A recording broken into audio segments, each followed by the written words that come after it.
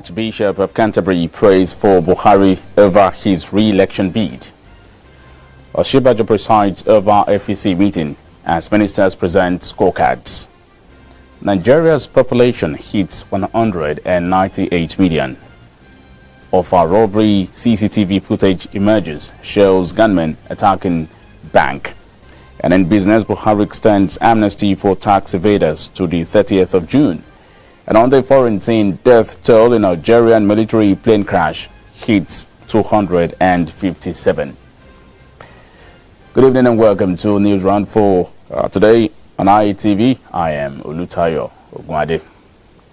The Archbishop of Canterbury, Justin Welby, has revealed that the church will be praying for the President Muhammadu Buhari administration following his declaration for a second time in office. He said this today during his visit to Buhari in Abuja House in London, United Kingdom. The Archbishop of Canterbury, who is the senior bishop and principal leader of the Church of England, pointed out that the church is neutral but will pray for the president. Welby said it was always a delight to see Buhari, whom he said he had tremendous respect for. The bishop presented Buhari with a copy of his recent book, Reimagining Britain, Foundations for Hope. After the visit, Welby took to the Twitter handle where he encouraged people to pray for Nigeria. Buhari and Welby were joined by the Nigerian High Commissioner to the United Kingdom, George Oguntade, and the Secretary General of the Anglican Communion, Archbishop Josiah Idowu Ferran. Nigerians are still reacting to President Muhammadu Buhari's declaration that he would be seeking re-election in the 2019 general elections. They spoke on today's edition of ITV's People's Opinion segment tagged People's Forum, where they expressed divergent views. Their reactions.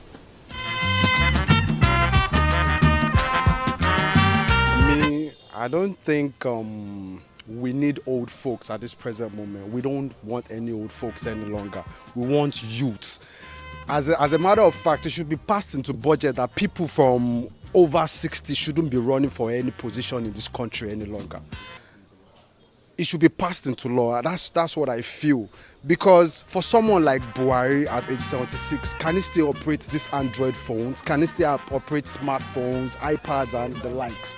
He can't. He probably has somebody doing that for him. Because I know my dad can't. And my dad is of his age. And I know the way my dad acts at home these days. Sometimes I get irritated. So we don't want old folks any longer.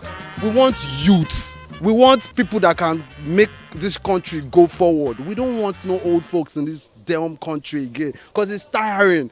I'm like 7 years after my graduation now. I've not been able to secure a better job, the jobs that I get are jobs of 20,000, 30,000 on the street, and I know what I spent in going to the university.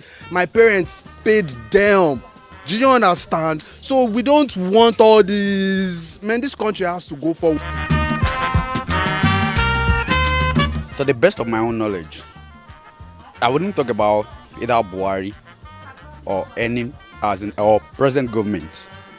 But what I know is, since 1960, that we've got independent in this country, all these are leaders. They usually travel to other countries. Though Nigeria is a third world country, but we call ourselves giant of Africa. And they usually go away and see what people are doing over there. Now, it's only Nigeria you see a politician, they will come to you when it is election time. They will campaign to you that they want to do gutter, they will do road for you. All this facility is what we supposed to have since 1960. So what are we now saying? At least we need real leader, not people that love to embezzle money. Buhari going again for another term. I don't think he should go on that he wants to go again with good reasons that I think I have. The man is old. I'm not saying PDP or APC. It's none of my business. But me, I'm like, they should bring up a younger person. Even if the person is going to be from APC. Even if the person is going to be from PDP. me, I don't care. But the person should be a little bit younger than him. He is old. In fact, him sitting there, I think he's not the one ruling us now. He's just following what people are telling him to do because he's very, very old. So is that from APC, from PDP, whoever is going to be the next president should be a younger person. So the man is old. Papa is old. He should just go and relax. What he needs now is sit down, eat the fruit of his labor. He has labored a lot. He has labored for Nigeria. He has labored for his family. He should sit down, eat. In fact, if he decides to sit in the house, eating the fruit of his labor, I believe he will even live longer.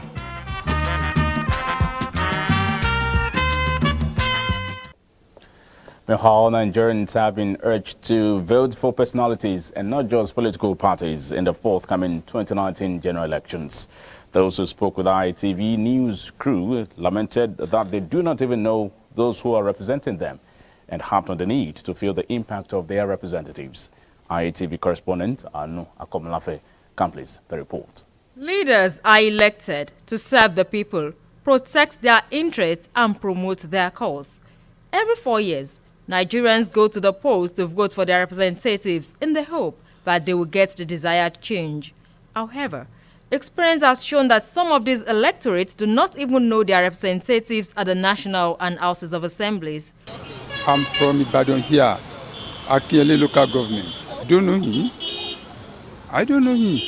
I only used to see his photo, but I don't know his name. We don't see them physically.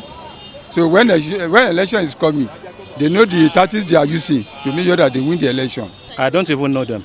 They have not been around, and they have not made any impact on the citizen.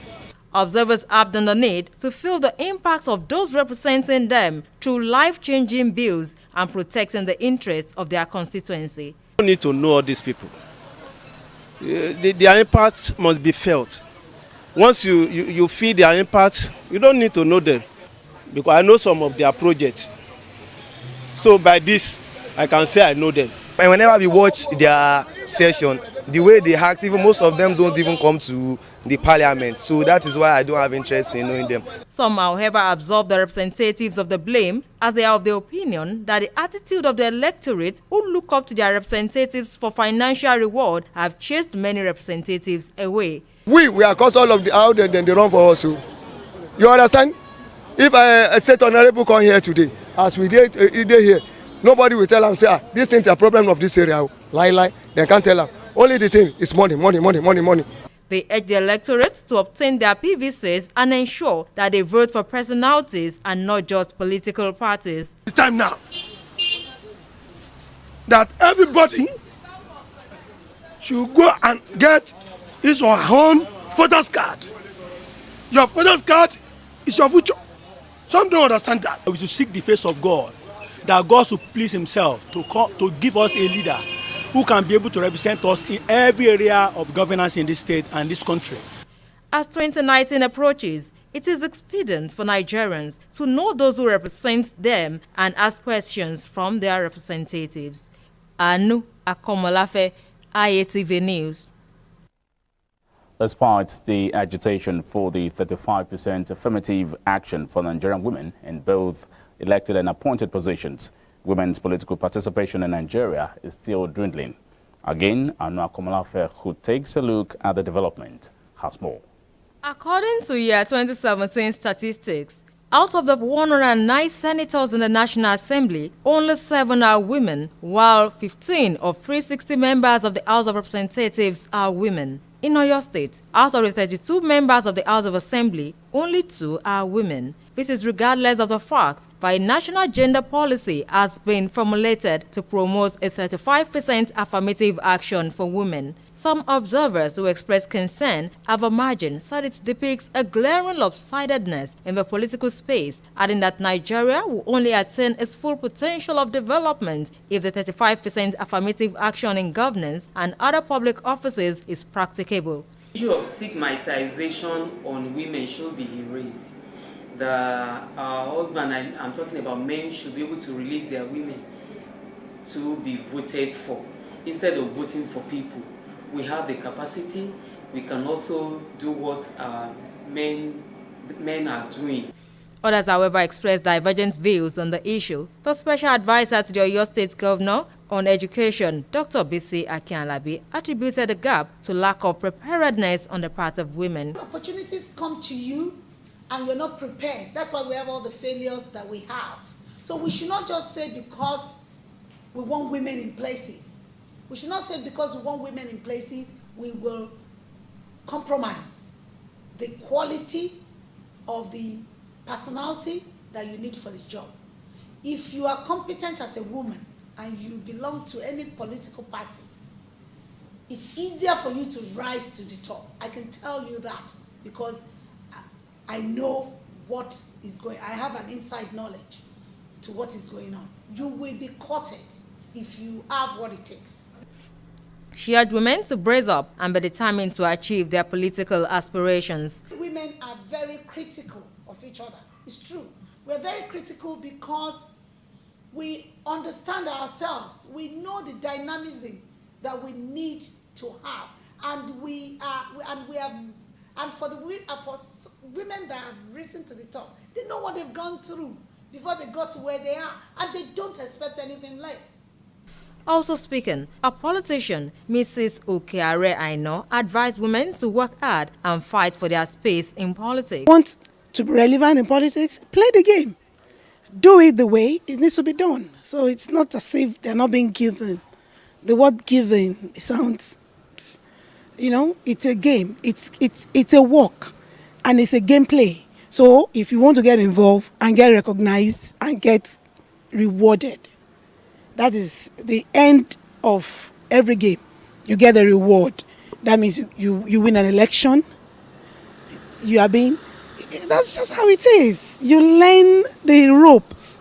You have your leaders. You go through the normal processes. She advised men to give their wives the needed support and urged women not to be intimidated by the demands of the positions. Do theirs in the middle of the night. You do your own in the morning.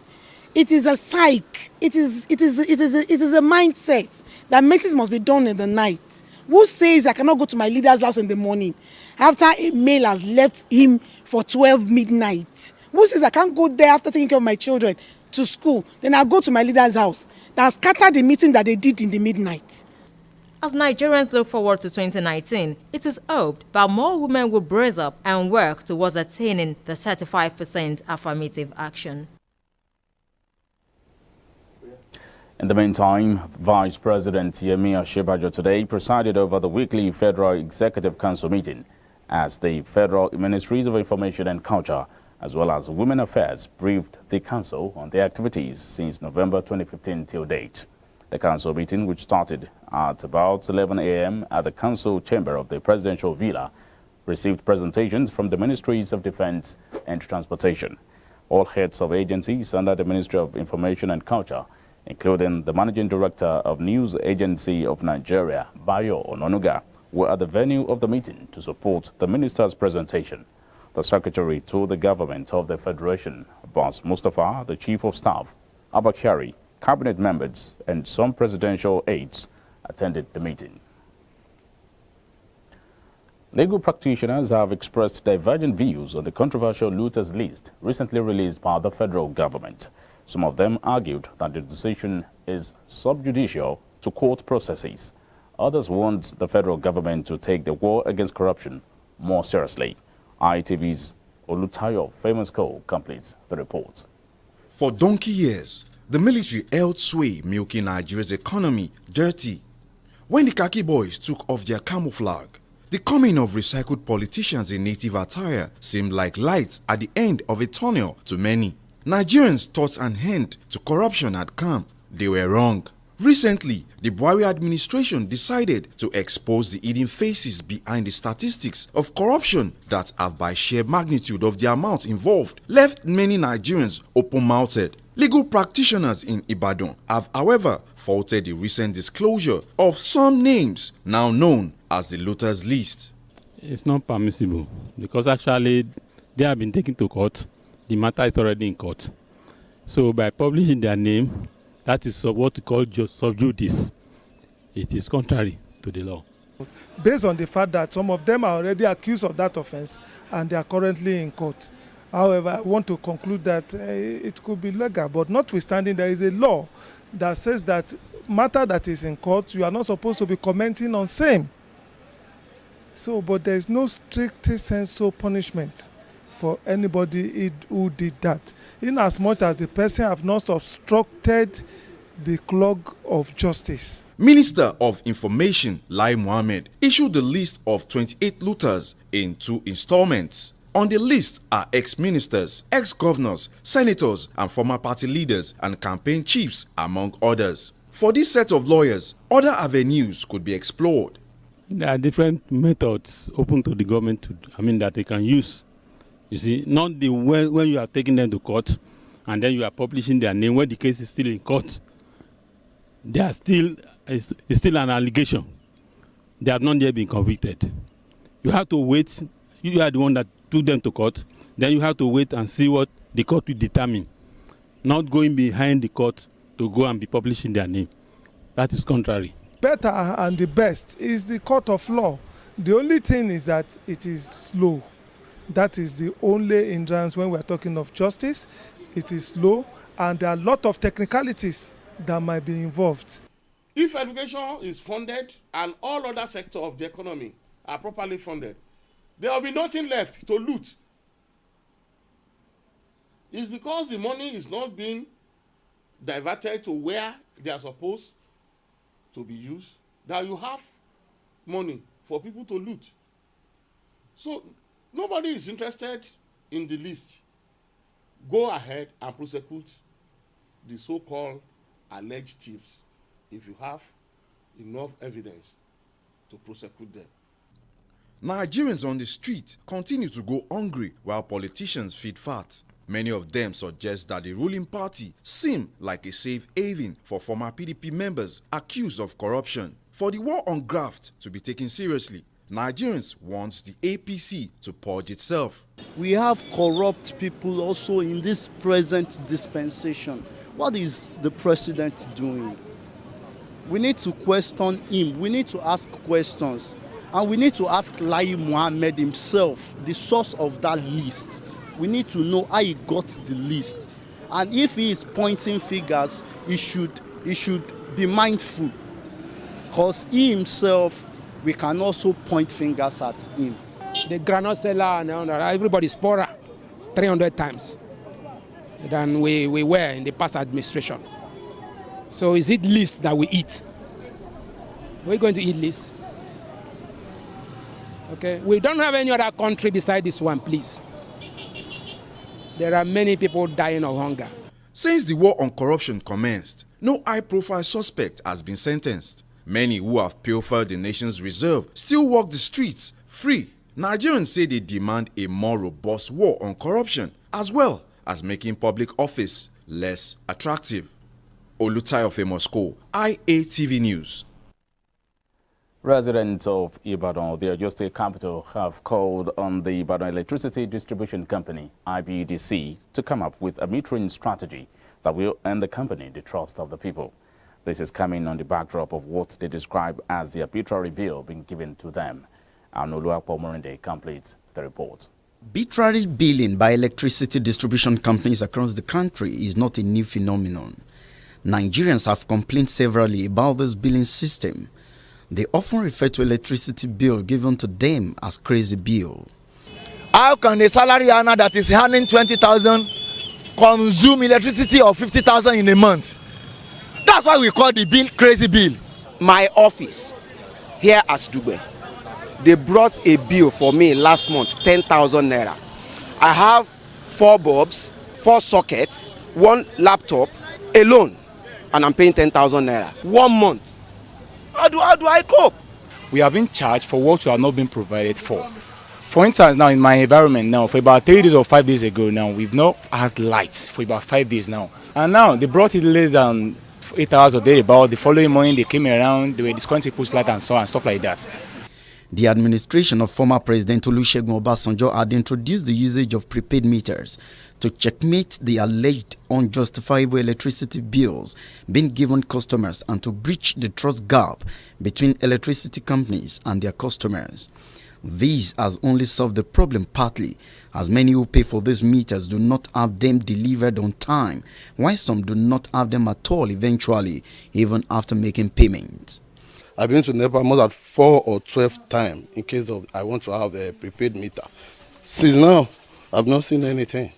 They don't want to bring in prepaid meter deliberately so that they can charge you without meter reading what you've consumed. So to stop NEPA, let me say NEPA. If I'm talking of IBEDC, I'm talking of only Ibadan. NEPA, I'm talking of the whole Nigeria. Let federal government, let them provide enough prepaid meters and they should let it be affordable. The head communication and branding of the Ibadan Electricity Distribution Company, IBEDC, Angela Olanrewaju, admitted that though the distribution of prepaid meters has not been as easy and fast as planned, but added that electricity consumers have a fair share of the blame. Because there's also another side to it. Sometimes customers will say they've paid, but there's no evidence that you've paid for a meter. If you don't have an evidence, the evidence is that you must have a teller. You cannot pay cash to an individual. Nothing to show that you've paid and you say you've paid, and we have a lot of people like that. That's why we're always warning customers, don't pay for meters. Even right now as we speak, there's still customers that are giving money to purported staff for meters. Well, meanwhile, there's no metering scheme in place. Electricity consumers who spoke with Impact News crew want the authority in charge of electricity distribution to educate the people on how they arrive at the bills given them, even when meters are read. Anuluakpo Moride, IATV News. In Kwara State, the alleged closed-circuit television footage of the Ofa bank robberies has surfaced online. Last week, armed robbers invaded a handful of banks in Ofa, Kwara State, killing many people, which witnesses said were up to 50. Among the victim banks were the Union Bank, Ecobank, Guarantee Trust Bank, First Bank, Zenith Bank, and Ebolo Microfinance Bank. The video was posted online, but its veracity has not been confirmed, as at the time of filing this report. The video opens with 2 persons suspected to be security men running away from sounds of gunshots. Then, in a commando style, some shooters suspected to be robbers ran into the premises, shooting sporadically into the bank premises. The slightly over 4-minute video goes on to detail shootings as the suspects take positions around the entrance of the venue of the robbery. Stakeholders in the education sector have called on government at all levels to revive public service library in Nigeria. They made a call against the backdrop of the failing standard of library services in the country. ITV's Anuluakpo Omonide completes the report. There is a popular saying that all that is needed to order an information from a black man is to keep it in a book. This only underscores the lukewarm attitude of the blacks to reading. It is, however, questionable how one can learn in an unconducive environment or where learning materials are not provided. The library is expectedly where books and other learning materials are to be found, but it seems there are not many libraries around any longer. Impact News crew visited the headquarters of the Oyo State Library Board at Dugbe in Ibadan. The library has different sections which serve different purposes, but majority of the books on the shelves at each section are old. Some are even empty. This is one of the shelves at the Oyo State Library Board headquarters located at Dugbe area of Ibadan. But unfortunately, most of these books here are not recent books. Obviously, these shelves need to be restocked with books.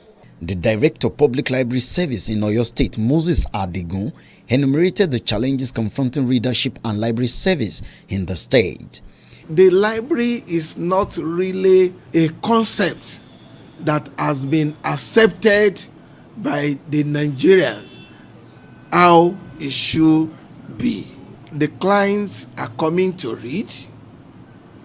We have little materials to service them. As a matter of fact, we buy books from time to time, but making bulk purchases like a library should normally do, it's been a while. For us to get books, we need to have access to fund release from the government. Because of the economy, prices of books, and the attitude of the sponsors of the library, they don't perceive the library as a money-spinning venture, and therefore pouring money into it, they sort of find it difficult. Elderly people who benefited from good libraries in the past, Chief Bayo Yero and Chief Olaino, in their respective submission, lamented the poor state of libraries in Oyo State and Nigeria generally. I was a beneficiary of very good library in the 60s. Whenever we close from work, we retire to the library. We will close when the library closed at 8 p.m. The Western Library was well stocked, and whichever book we couldn't get there, the American Library was and the British Library, they were just there at Dugbe. So we benefited. In Oyo State or Western State used to have a library. I thought there used to be a library beside the post office. I'm not sure whether it's still there. So the government should be encouraged to make more books available for those who won't go there and study. A professor of library and archival studies in the University of Ibadan, Mrs. Iyabo Mabanku, noted that the absence of good library in the state and the nation at large accounts for the high number of unemployable graduates around. Libraries are dying. Public libraries especially are no longer existing. Where they exist, they are underfunded, no books, the staff are discouraged. Quality education cannot be attained without the support of printed electronic information resources, which are lacking in our educational sector. It is imperative for Nigerians to cultivate reading habit, for it is only then that the investment of the government can be worthwhile. Anoluakpo Moride, High ATV News. Following the reintroduction of history into the basic and junior secondary schools curriculum in Nigeria, the Nigerians have been encouraged to imbibe the culture of being custodians of their history. ITV's Sheung Oyebode completes the report. The head department of history, University of Ibadan, Professor Christopher Ogbogbo, noted that the removal of history in basic and junior secondary classes has been on for 34 years. He says the absence of knowledge of history has caused so much crisis in Nigeria, as people do not appreciate their interconnectedness in addressing developmental issues that move the nation forward. We have argued that not to have a knowledge of history is part of what has caused so much crisis in present-day Nigeria. People cannot appreciate their interconnectedness. Professor Ogbogbo, who is also the President, Historical Society of Nigeria, said its struggle to get history back as a subject was majorly faced by implementation challenges, despite various concerns from past presidents. The struggle to bring it back has a long history. It did not start during my presidency. Indeed, those who taught people like us, personalities like Professor Ade Ajayi as President of Historical Society, Professor Baro Ikime as President of Historical Society of Nigeria, they all made attempts and representations to government on the need to bring back history at these levels. He acknowledged the efforts of the Ministry of Education and Nigeria Educational Research and Documentation Council in playing an impactful role in repackaging a curriculum and teacher's guide for history. We made strenuous effort to see the Minister of Education, to see the Director of NERUDC, the Nigeria Education Research and Development Council, and they were all very cooperative. In fact, talking to the minister about the return of history, the Honorable Minister Malam Adamu was like taking coal to Newcastle. Professor Ogbogbo, however, emphasized the need to reorientate and retrain the trainers because the new syllabus is focused on the 96% of Nigerian history, which will enable every Nigerian child to know the basic history of their environment. It is our collective responsibility as citizens to tell the government is to serve us. This is what we want. This is where we want to go. We are happy that the government listened to us. But it is for us to be eternally vigilant. History represents memory, a record of past. If you do not know how your past is, you cannot appreciate where you are presently. Oluwaseun Oyebade, IHTV News. We now move to Benue State. Governor Samuel Ortom has told the internally displaced persons who were displaced due to Fulani herdsmen attacks to go back home and use stones to defend themselves. This, he said, was because he was tired of keeping IDPs in camps. Ortom explained that killings in the state had become one too many to such an extent that people were running from their homes. The governor said this during his visit to the displaced persons who were forced to flee their homes after armed herdsmen attacked Naka-Agwe West local government area of Benue State. Ortom stated that the killings were becoming uncontrollable and charged them to embrace self-defense. Still in north-central Nigeria, over 500 people in Ife-Jumo under Jumo local government area of Kogi State have been displaced due to a heavy rainfall. The rainstorm, according to reports, completely destroyed more than 40 houses and public institutions, leading to homelessness for over 100 households. Speaking at the floor of the Kogi State House of Assembly, the member representing Jumo State constituency, Victor Mafai, said public and private institutions such as churches, business centers, electricity poles and cables were affected by the windstorm that lasted for about 30 minutes. He said property worth millions of naira were also destroyed. The lawmaker, however, called on the state government to direct the State Emergency Management Agency and the National Emergency Management Agency to provide relief materials for the victims. The Danish national Peter Nielsen, who allegedly killed his wife Zainab and daughter Petra, would be arraigned in court this afternoon. The court said Nielsen would be charged on a 2-count charge of murder punishable under the criminal laws of Lagos 2015. The suspect was alleged to have murdered his wife and child at the wee hours of last Thursday in the Banana Island Ikoyi residence. According to the findings from crime scene detectives, the suspect killed them inside their bedroom and dragged them to the kitchen. A statement from the command spokesman, Chike Oti, a superintendent of police, indicated that Nielsen would be arraigned before a Yaba magistrate court. And in business, President Muhammadu Buhari today approved the extension of the Voluntary Asset and Income Declaration Scheme to the 30th of June 2018. This is contained in a statement by his special advisor on media and publicity, Femi Adesina. The statement explained that the extension after the original March the 31st date was based on the appeals of professional bodies and individual taxpayers. Adesina quoted the president as saying that no further extension will be approved after the 30th of June. VAT is one of the key policies being used by the federal government to reposition the Nigeria economy and correct inherited underdevelopment. Adedoyin Akinshola has more stories on the business segment. The Debt Management Office says Sukuk represents a step forward in Nigeria's drive for the development of infrastructure in line with the Economic Recovery and Growth Plan. In a statement, the office said the Sukuk has incentivized the contractors to accelerate work on the selected roads because of the confidence that the government has dedicated funds already to pay them upon completion of milestones. The DMO said a federal government delegation will inspect all the Sukuk finance roads to confirm that the funds have been utilized as planned. The federal government had in 2017 raised a 100 billion naira 7-year debut Sukuk bond for the financing of 25 road projects across the 6 geopolitical zones of the country.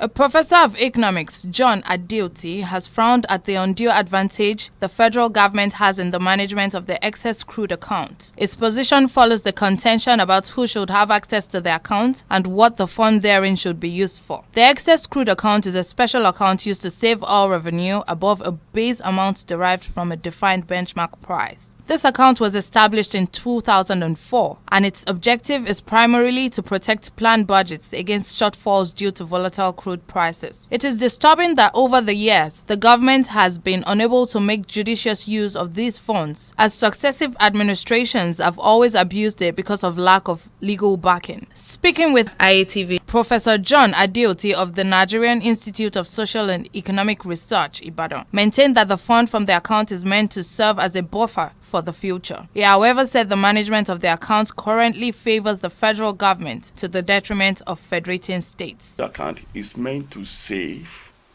what remains after, for example, we have accounted for what we have from crude oil in a particular year.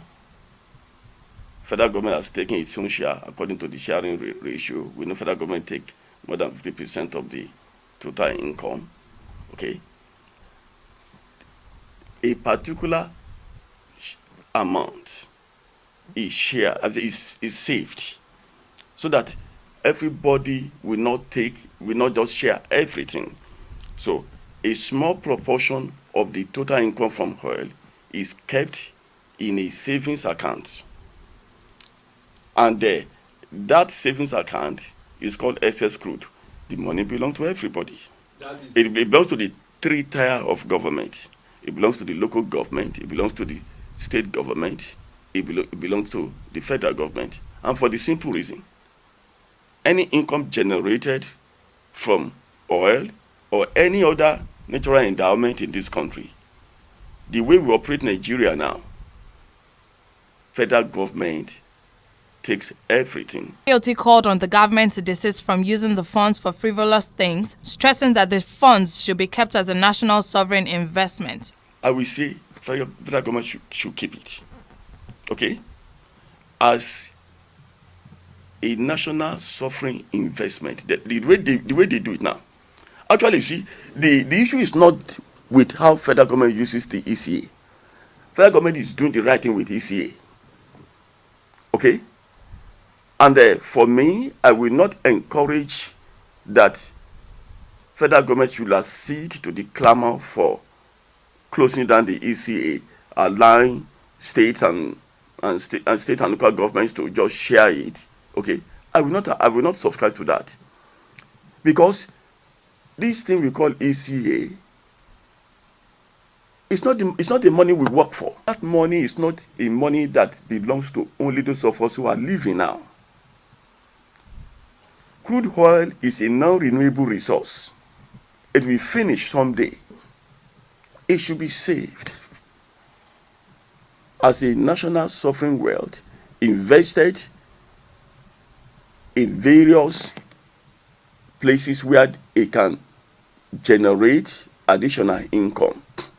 Meanwhile, the Nigerian National Petroleum Corporation says it made a trading profit of 250 billion naira in 2016. In its quarterly publication, the corporation said it inherited 65 unaudited financial statements between 2011 and 2014. The corporation maintained that though there were challenges that led to the backlog, a project steering committee was constituted to meet with auditors and all relevant stakeholders to identify and isolate key challenges and give them priority attention. Adedoyin Akinshola, IATV News.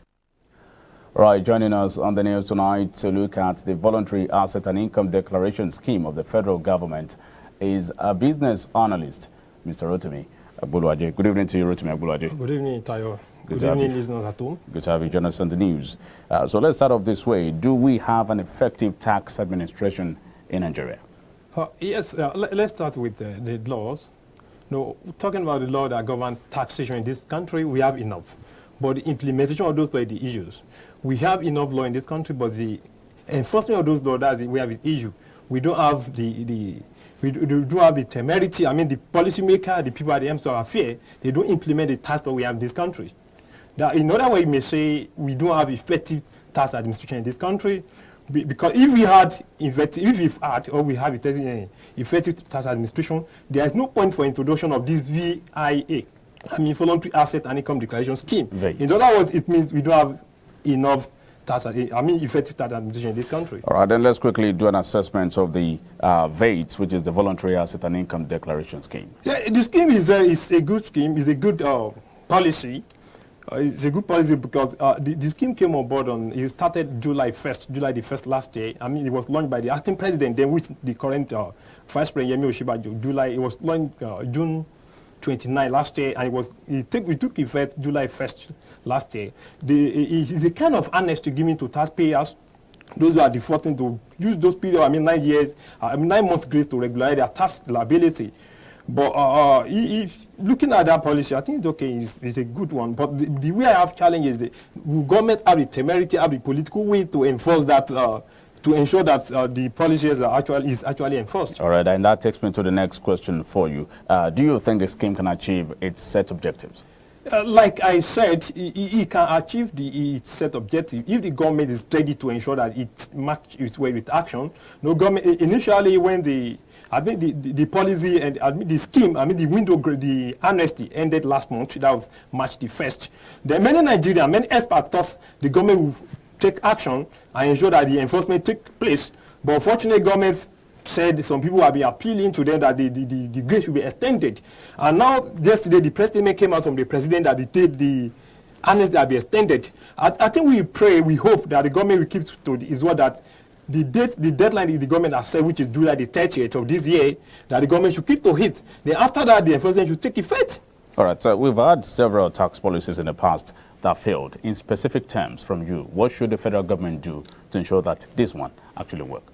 Well, specifically, like I said, the enforcement is the issue here. No government has set the date, which is July the 30th or 30th of this month. I think government should keep to that date.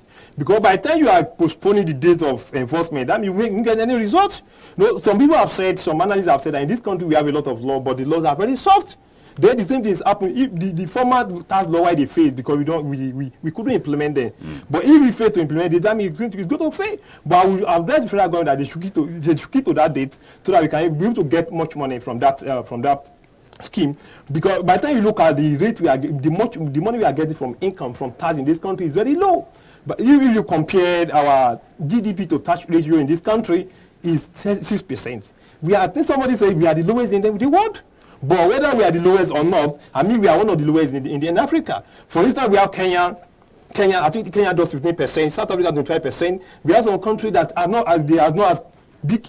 The economy is not as big as Nigeria. They are doing better. I think the government should keep to that enforcement. I can assure you, the government keeps to that enforcement. We have a lot of money. We have a lot of revenue. We won't depend solely on oil revenue, which is going down every day. All right, and the argument that we don't have sufficient rich people caught in a dragnet, such that we can have, it is only the poor now that are paying for the rich, as a matter of fact, in the country. How can this also be addressed? I think that still boils down on effective tax administration. No, the purpose of tax is the purpose of taxation is even distribution of wealth.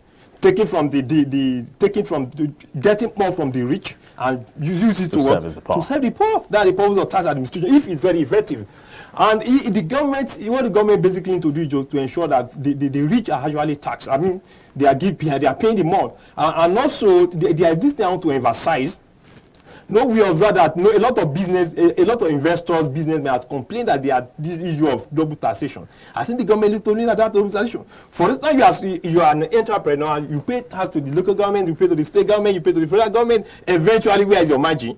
Because you are paying tax for your margin from the profit you made. I think the government should look at the issue of double taxation. That those who are not the people should. They should look at the issue of double taxation. That if one level of government that tax you, the other should not tax you. They should look at how they regulate. They look at the tax that every business are not overtaxed. Businessmen are not overtaxed. That should be linked into. Then I would recommend that government should look at the issue of indirect tax. Indirect tax means that you are not paying directly from your purse, but you are paying from what for those who are bought goods and services. They are the ones that are paying the product of service. And in this case, government need to be very careful so that they will not achieve more burden to the consumer. Because if the tax on indirect goods are increased, that means the consumers are paying higher for the goods and services they are buying or the service they are enjoying. And I will imply that government should look at some luxury items For instance, champagne rather is not a need. Like I do say on different platforms, that we have need, we have wants. The government should look at what those things that are not basic needs. Right. They should give them more. They should charge more tax on them. Right. I think that's the only way we can get more revenue from tax. I will emphasize that if we focus on effective administration in this country, we can get more revenue. We can get to a level that we won't rely on tax. All right, thank you. Rely on oil to develop this economy. Thank you very much, Rotimi Agulaji, for honoring our invite on the news tonight. It's a pleasure. All right, the news continues. In business, President Muhammadu Buhari, okay, I beg your pardon, let's just treat another one. Nigerians have again drawn the attention of the Oyo State government to the abandonment of the Ikere Dam in the Ishayin area of Oyo State, which they said has the capacity to provide electricity, water, and fish to the southwest region, as well as enhance economic activities. They said President Muhammadu Buhari administration should take urgent steps to revamp the moribund facility. ITV's Olutayo Famous Co has more details. In the midst of plenty, Nigeria still lacks. For a nation endowed with a vast reserve of human, material and natural resources, getting it right seems an Herculean task. Most of our national endowments are still begging for attention. One of such is the Ikere Dam, which is still being abandoned after 36 years. The obvious truth is that the facility is lying fallow, but the project manager of the site, Akingbade Sunday Isaac, says his doors are open to surrounding states who are short of water. I told you it is a sole responsibility of Oyo State to come and tap water from Ogun as stopped. Are you with me? A place has been earmarked for the people of Iseyin, Okeo, Shaki, people of Okeogun as a whole. Are you with me? So it's a matter of bringing your pipe from anywhere, connect for where we stop. The Ikere Dam has the capacity to provide irrigation services to 2.8 million hectares of arable land. It is also one of the 22 dams that are in Oyo State. It is the second highest in Nigeria after Kano that has 23 dams. The dam was planned to generate 3,750 megawatts of hydroelectricity for dam and rural electrification program, but it has been like this since 1982. Some concerned residents of Iseyin and neighboring towns and villages lamented that despite living near the facility, electricity, potable water and fish has continued to elude them for donkey years. The problem is that they just put this something of right here. There is no right. So we are here whereby the problem I have here in Ikere Dam. We are here for a long time ago, but they have much problem here because they said they'll bring light for us, they bring pole, but we didn't see wire.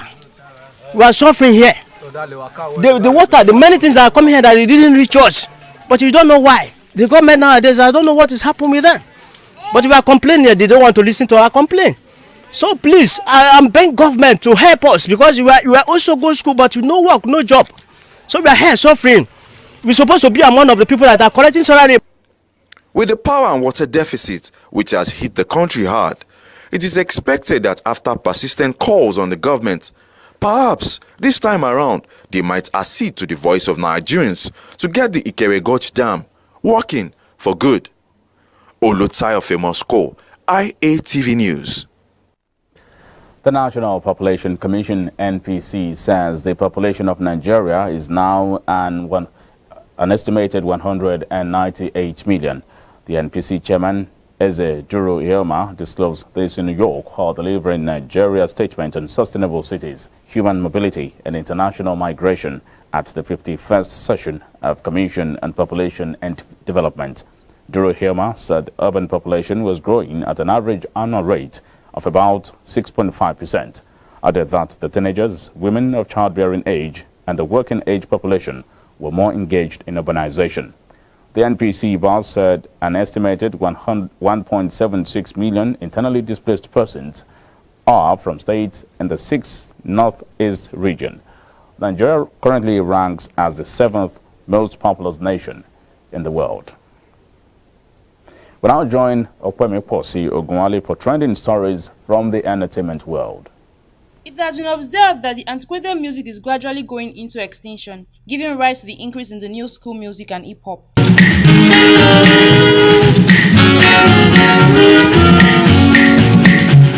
Sisi Shiju, you know they change.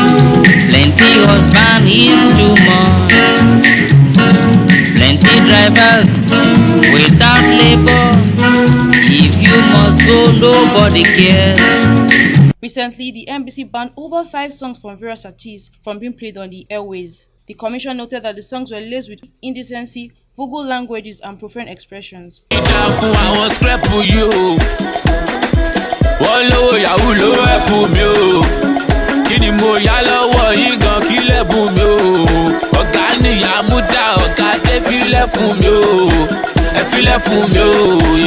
Stakeholders, however, expressed worries that despite the fact that those songs lack values and morals, they have been embraced by large numbers of Nigerian youth and older ones. A cross-section of Nigerian youth who spoke with our correspondent agreed that old school music songs promote values and traditional norms, while others said they embrace new school music because it is groovy. Oh yeah, take all my money, put them for your head, yo. For your head, yo. Oh, mama mo. Oh yeah, take all my money, put them for your waist, yo. For your waist, yo. Why? I went calling you. The new songs to the old school song, and because of the jams and all, because of the jams and the lyrics and the beats is okay to dance to. Mrs. Adegboyega expressed her displeasure on new school music, saying it glorifies indecency.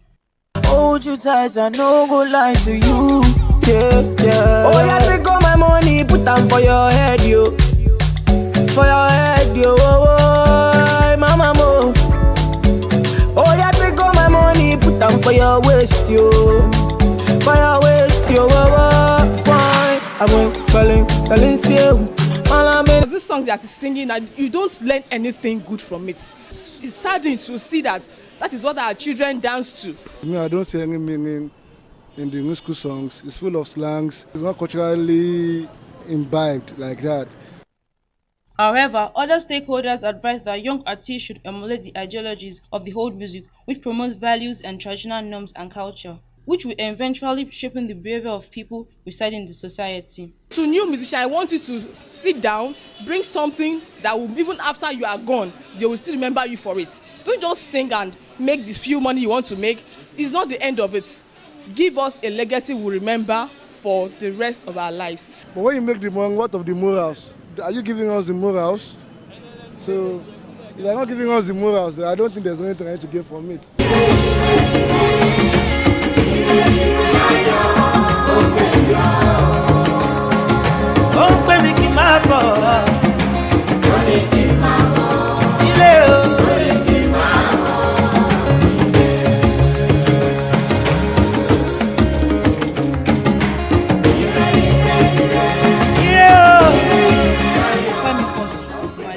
IATV News. Moving on to the foreign scene, an Algerian military plane today crashed and caught fire, killing 257 people, mostly army personnel and members of their families. Farami Akimbote completes the report and more on the foreign news segment. US President Donald Trump has tweeted that Russia should get ready for missiles to be fired into Syria in response to an alleged chemical attack during the weekend. President Bashar al-Assad's government, which receives military backing from Russia, denies being behind any chemical attack. Trump, in a tweet, called Mr. Assad a gas-killing animal. According to Syrian opposition activists, rescue workers and medics, the rebel-held town of Doma in the eastern Ghouta region on Saturday was attacked by government forces using bombs filled with toxic chemicals. More than 105 people have been killed after a military plane crashed in Algeria. At least 25 members of Polisario Front, supported by Algeria and seeking independence from Morocco for Western Sahara, are said to be among the dead. No official toll has been released yet, and causes for the crash is unclear. The incident happened shortly after the plane took off from Bouafarik Military Airport near the capital, and investigations are still going on to identify the cause of the crash.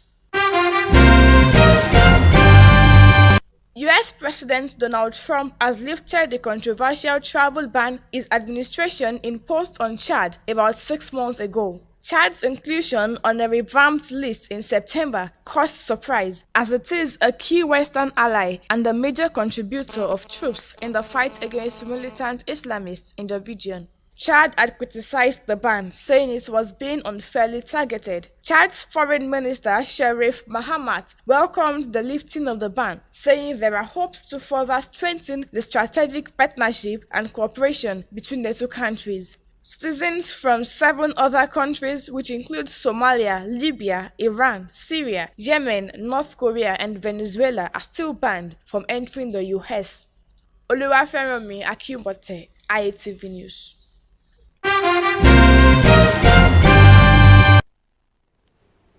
Enola Falabi is standing by to take you around the world of sports. Over to you now, Enola.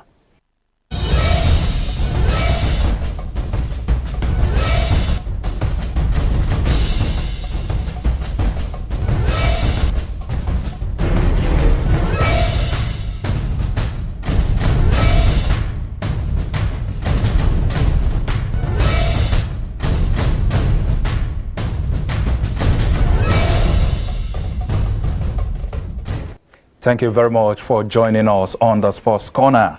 Cristiano Ronaldo's injury time penalty put holders Real Madrid through to the Champions League semi-finals after holding off Aston Juventus' comeback. Ronaldo's coolly taking 97th minute penalty into the top corner came after Mehdi Benatia brought down Lucas Vazquez in the box. Juventus goalkeeper Gianluigi Buffon, in what might be his last ever Champions League match, was sent off by British referee Michael Oliver after awarding the spot kick for foul and abusive language. Real Madrid joined Liverpool, Roma and Bayern Munich in the last 4 of the UEFA Champions League draws, which hold on Friday at 12 noon. Elsewhere, Iraqi football fans enjoyed their first international match in over 20 years after FIFA lifted a ban on the war-torn country. Iraq was prohibited from hosting international games since the early 1990s until FIFA ruled in March to bring it back into the full international fold. From the early morning, cars line up at checkpoints set up at the entrance to Kabbalah, the Shiite holy city, 100 miles south Baghdad. Buses of Azawara fans dropped in clubs' signature white flags arrived in their dozens, with supporters filing Kabbalah's 30,000-seat stadium almost into full capacity. Iraq was prohibited from hosting international games since the early 1990s until FIFA ruled in March to bring it back into full international fold. With the Paralympics looming, Japan is running a raft of new campaigns ranging from television programs to manga comics aimed at ending public ignorance of disability and celebrating the community's athletics accomplishments. Yuki Goto is one of several disabled reporters enlisted by Japanese public broadcaster NHK, which also sought to feature Paralympic athletes on its popular sports program. And lastly tonight, His Holiness Pope Francis has welcomed a selection of drivers competing in the ABB FIA Formula E Championship to his residence in Santa Marta ahead of first ever E-Prix on the street of Rome on April 14. Representing the FIA World Indoor Sports Council Vice President and ACI President Angelo Sticci Dameni, alongside the founder of and CEO of Formula E, Alejandro Agag, and other drivers, team representatives, and official championship car was given a private apostolic blessing before attending the Papa audience. Over half and fully electric Formula E cars made a short trip to Vatican City. And that's all we have for you on sports. My name is Eniola Afolabi. Back to Olutayo Ogunade for the rest of the news.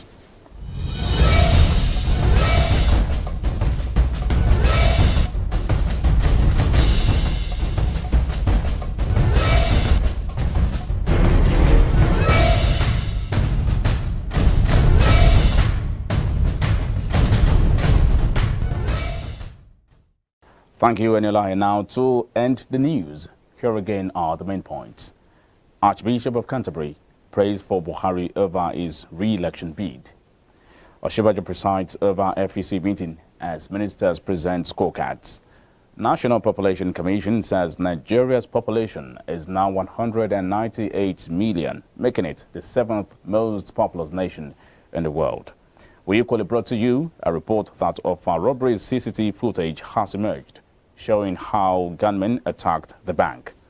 And in business, we told you that President Buhari has extended amnesty for taxpayers from March the 31st to June the 30th. And on the foreign scene, death toll in an Algerian military plane crash hits 257. That ends the news round on Impact Africa Television, High TV. Many thanks for watching. I am Olutayo Ogunade. Good evening.